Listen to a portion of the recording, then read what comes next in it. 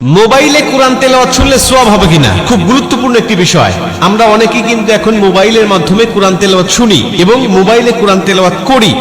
মোবাইলে কোরআন তেলাওয়াত যদি আপনি না পড়তে পারেন বা কুরআনুল কারীম যদি আপনি না পড়তে পারেন, তাহলে কুরআনুল কারীম শুনবেন বা কোরআন পড়তেও পারেন, আবার মোবাইলেও মাধ্যমে শুনবেন, তাহলে আপনার সওয়াব হবে কিনা খুব গুরুত্বপূর্ণ একটা বিষয়। আজকে অধিকাংশ ইয়াং যারা, তারা বেশিরভাগ কুরআনুল কারীমের তেলাওয়াত তারা মোবাইলের মাধ্যমে শোনে।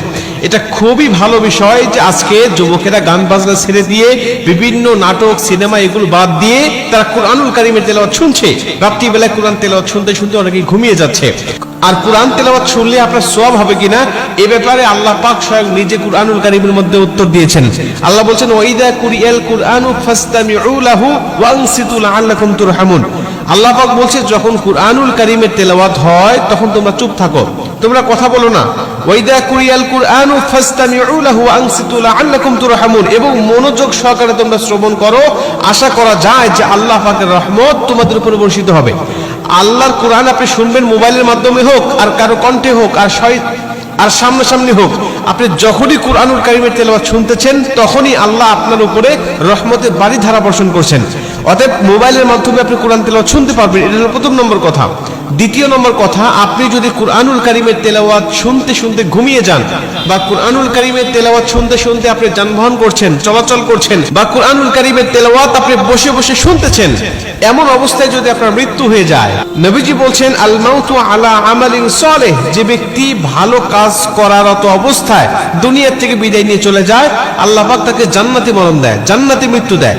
আমাদের মৃত্যু কখন হবে, আমাদের মরণ কখন চলে আসবে আমরা কেউ জানি না। আল্লাহ যদি আমাদের ভালো কাজ করার অবস্থায় মৃত্যু দেয়, অর্থাৎ কুরআনুল কারীমের তেলাওয়াত শোনা অবস্থায় আপনার মৃত্যু হয়ে গেছে, অথবা কুরআনুল কারীম তেলাওয়াত শুনে আপনি ঘুমিয়ে গিয়েছেন, ওই ঘুমের ঘরে আপনার মৃত্যু হয়ে গেছে, নবীজি সাল্লাল্লাহু আলাইহি ওয়াসাল্লাম বলছেন যে আল্লাহ পাক তাকে জান্নাতি মরণ দিবে। শুধুমাত্র তাকে সওয়াব নয়, বরং মরণটা জান্নাতি হয়ে যাবে।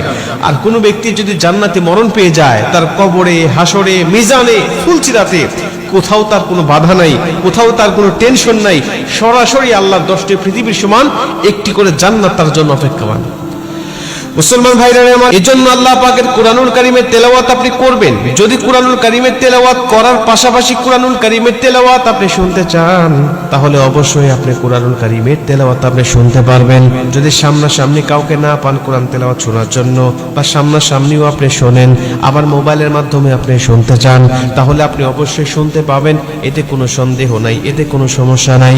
বরং যতক্ষণ আপনি কুরআনুল কারীমের তেলাওয়াত শুনতে থাকবেন, ততক্ষণ পর্যন্ত গুনাহ থেকে বেঁচে থাকতে পারবেন।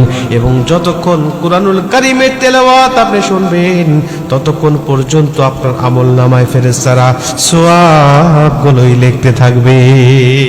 যতক্ষণ আপনি কোরআন তেলাওয়াত শুনবেন, ততক্ষণ গুনাহ থেকেও মুক্ত থাকবেন, আবার ফেরেশতারাও আপনার আমলনামায় সওয়াবগুলো লিখতেই থাকবে। শুধুমাত্র তাই নয়, আল্লাহ পাক বলছে তার উপরে রহমতের বারিধারা বর্ষণ হয়। আল্লাহ পাকের রহমতের বারিধারা যদি আপনার উপরে বর্ষণ হয়, আপনার কোনো চিন্তা থাকবে না, ডিপ্রেশন থাকবে না, টেনশন থাকবে না। দুনিয়ার জমিনে আপনিই হবেন একমাত্র সুখী মানব, দুনিয়ার জমিনে আপনিই হবেন একমাত্র সবচাইতে সুখী মানব। অতএব কুরআনুল কারীমের তেলাওয়াত যে ব্যক্তি যত বেশি শুনবে, আল্লাহ তার উপরে তত বেশি রহমত নাজিল করবে, তার সওয়াবের পাল্লা তত বেশি ভারী হবে এবং সে পাপ থেকে তত বিরত থাকবে।